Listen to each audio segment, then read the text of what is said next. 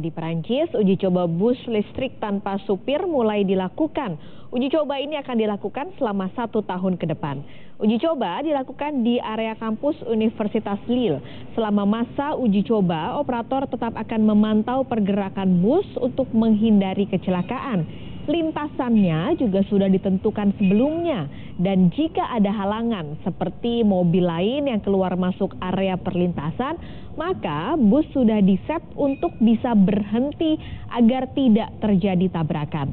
Pihak kampus menilai ini adalah solusi karena sumber daya manusia yang dimiliki untuk menyetir bus kampus tidak terlalu banyak.